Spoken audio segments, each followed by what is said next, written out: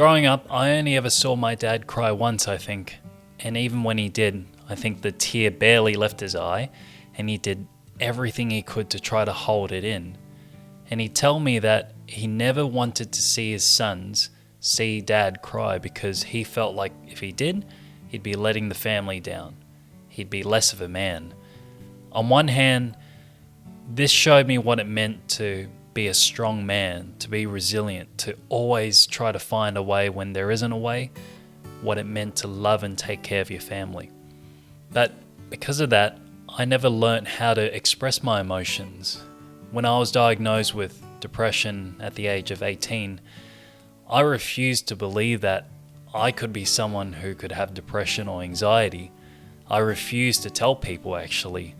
And any time I felt the urge to cry, I'd do everything I could to hold it in, like I was holding my breath. Eventually, this led to me having suicidal thoughts because in my mind, if I cried, if I showed any emotion, if I asked for help, I'd be weak, I'd be soft. Not only would I be less of a man, but I'd be less of a human, less of a person. And I'd rather die trying to withhold this old-fashioned image of being a man than seek help and let myself let these emotions out.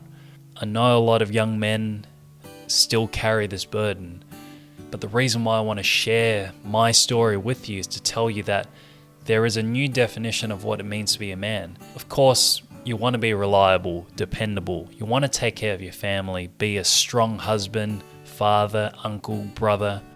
But isn't it human to let your emotions out when things aren't going well? When you're going through a dark time, isn't it normal to ask someone to lean on, to cry, to feel those emotions? When I finally found the courage and the will to reach out, ask for help, go to therapy and tell my closest friends, my girlfriend, what I was going through, it honestly felt like this whole generational weight had lifted off my shoulders.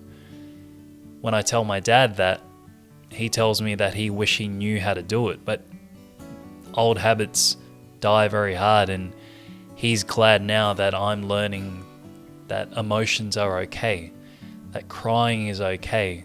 It's okay to feel pain, not just as a person, but as a man.